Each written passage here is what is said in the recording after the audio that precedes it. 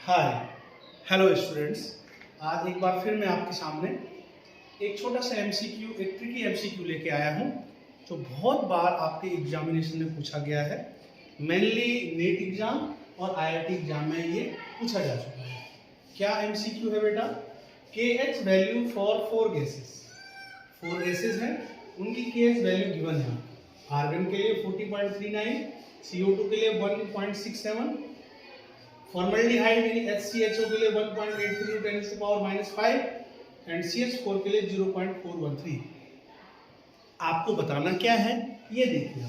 आपने क्या करना है, इन गैसेस को arrange these gases in their increasing solubility. हमें सॉल्युबिलिटी बतानी है कि किस गैस की सॉल्युबिलिटी क्या होगी on the basis of KH value. और आपको ये पता होना चाहिए कि KH और सॉल्युबिलिटी में क्या रिलेशन होता है। तो आप पहले जाने कॉन्सेप्ट क्या है बेटा।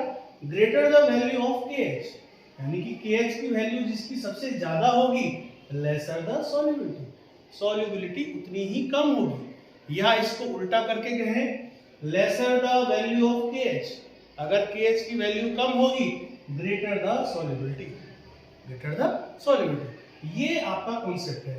ये कॉन्सेप्ट कहां से आया बेटा?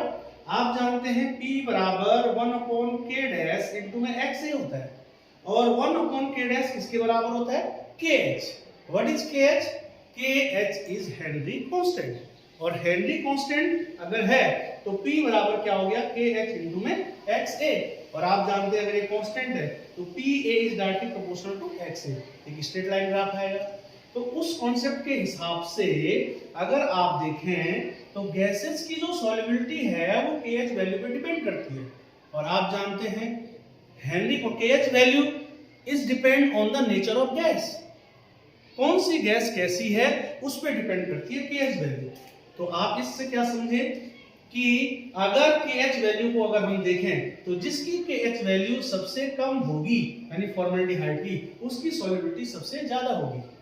क्योंकि ये इंक्रीजिंग ऑर्डर है तो सबसे पहले आर्गन आएगा, क्योंकि आर्गन का KH वैल्यू इन सब में सबसे ज्यादा है, इसलिए लेस सॉल्युबल गैस कौन सी होगी? आपकी कार्बन होगी।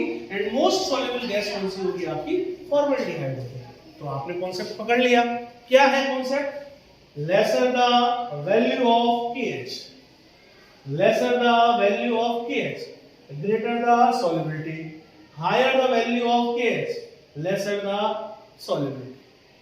जिस गैस का KH जितना ज्यादा होता है वह गैस उतनी ही लेस सॉल्युबल होती है। तो एक छोटा सा क्वेश्चन है, ट्रिकी क्वेश्चन है, इसमें आपका हेनरी लॉ भी आ गया, और हेनरी लॉ की मदद से आपने ये बता दिया कि कौन सी गैस ज्यादा सॉल्युबल होगी और कौन सी कम सॉल्युबल होगी। ये क्वेश्चन आपका नीट में आया हुआ, IIT JEE में आया हुआ आपका। तो इस तरह के छोटे छोटे ट्रिकी क्वेश्चन बेटा आपको कॉन्सेप्ट पे डिपेंड करते हैं, तो आपको सबसे पहले कॉन्सेप्ट को जानना है। You got it? Thanks. Have a nice day.